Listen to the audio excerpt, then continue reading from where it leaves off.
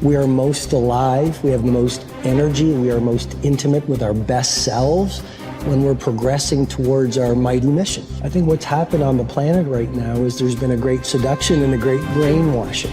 When we are kids, we want to be astronauts. We want to do all our dreams. And we're full of curiosity, and we're loving, and we're passionate, and we're strong. We're not afraid to be ourselves. But as we leave the perfection of childhood, the hypnosis and the brainwashing begin. Be reasonable. So that's our nature, but our parents give us limitation based on their limited psychology. And don't sing too loudly, don't dream too big, don't be too passionate. As we've left who we truly are, we've contracted. And now it's all about staying safe in the world versus going out there and letting our brilliant, our primal genius shine. And a lot of people just have stuffed that pain of disappointment and their doubt really deep inside, and they just are addicted to distraction and escapes because they don't want to deal with their potential that they've denied. What's the most important key to success? I think it's hunger. It's not getting satisfied. A hunger that doesn't go, a hunger to learn, a hunger to grow, a hunger to serve, a hunger to give, a hunger to create breakthroughs. Most people are hungry until they make a certain amount of money and then they get comfortable. And there's nothing wrong with that, but it's not about the money. It's not about the business. It's about your growth, because every one of us either grows or dies. People ask me all the time, what does it take to be happy? I say one word: progress.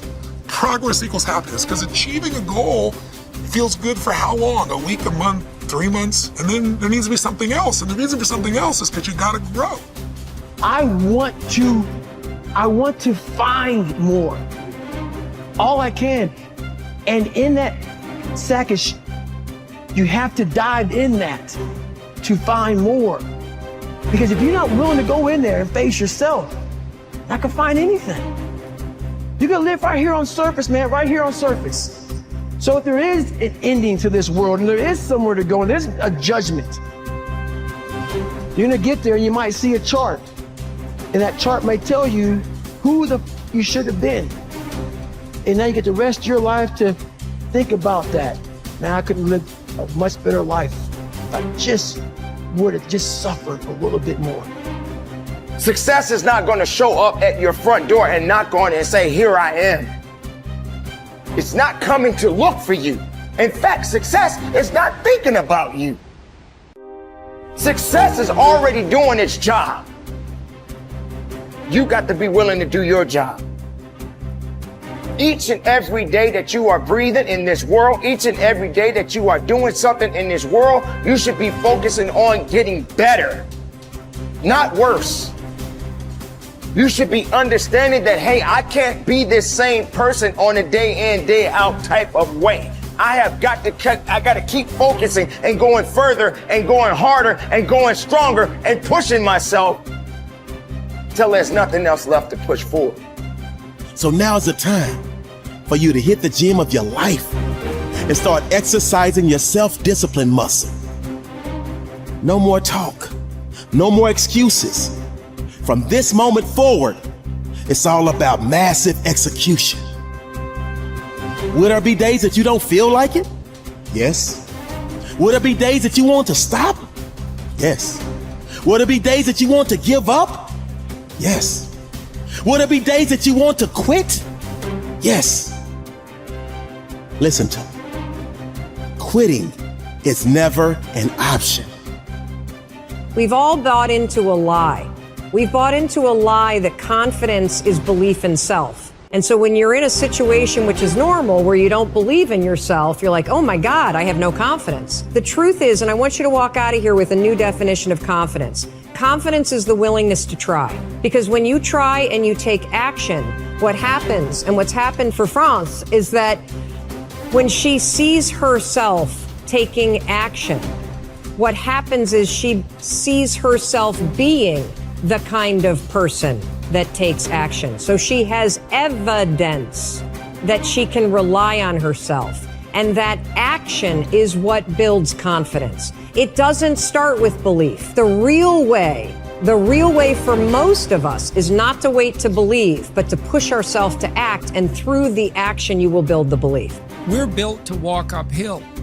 And when you reach the pinnacle of the hill, you want to stop and appreciate the vision, but the next thing you want is a higher hill in the distance, because it's the uphill climb that it's from the uphill climb that we derive our value, and I mean this technically. So almost all the positive emotion we feel, especially the emotion that fills us with enthusiasm, and that's to be filled with the Spirit of God, by the way, because that's what enthusiasm means. That's experienced in relationship to a goal. And so in some sense, and this is part of the religious enterprise, you want a goal that you can never attain, right? So you can always move closer to the goal that recedes as you move towards it. You think, well, that's frustrating. It's like Sisyphus pushing the rock uphill. But it's not, because as you pursue that goal, you put yourself together and your life does get better and richer and more abundant. And that's why the highest levels of virtue and goal are in some sense transcendent. You want them to be above everything you're doing so you can continually move towards something that's more sublime and better. That's what you are. You're here to live, not to sleep. I didn't study, I didn't study a book. I literally put myself in a fire repeatedly, like a sword. You put a sword in the fire repeatedly and repeatedly. If you keep on doing that, you're going to get a nice sword. And then you keep on beating it. You got to beat the shit out of it. And that's what I am. Yeah. I became that. I said, okay, we can't quit. We got to figure out why you are this. Why are you this, man? What is wrong with you? What's going on here? So I kept on putting the sword back in the daggone fire, and I just beat it harder. And I beat it harder. Before I knew it, I started realizing, all right, man, the brain is starting to get hard. The brain is starting to get hard. I'm no longer a theorist. I'm now a practitioner. I put it in hell. I dissected it while it's in hell, because you can't dissect anything in a normal environment. You can't dissect anything in 72-degree weather. You must put it in the freezer and freeze the fuck out of it. And then you dissect it. Dissect it when it's miserable. Dissect the brain when all it's thinking about is, I need to get out of here, man. I want to get out of the fucking freezer. Open the door. And he said, nah, 5 more seconds, man. 5 more seconds in the freezer. And that's when you start to pick that brain apart. And that's what all this stuff did to me. I kept on putting myself back into the freezer or the fire and beating the out of myself, mentally and physically. Before I knew it, this is what happened. Ralph Waldo Emerson believed that anyone who had put their heart and soul into their work and had done their very best could hold their head up high. Merely talking about it or only putting in a modicum of effort wasn't good enough in his mind. It was all or nothing. He believed that doing your best was an admirable quality, and that although you might not always be successful, knowing that you had done all you could was often all that mattered. At least you could look yourself in the eye. This ethos is central to many youth movements, such as the Scouts and Guides, and is a great philosophy for life in general. Indeed, doing your absolute best in everything you do is something that we should all aspire to, and it doesn't matter if it's at school, university, work, or home. If you think about it, doing your best is also central to self-reliance, because it allows you not only to test your capabilities, but also helps you to learn and therefore extend them.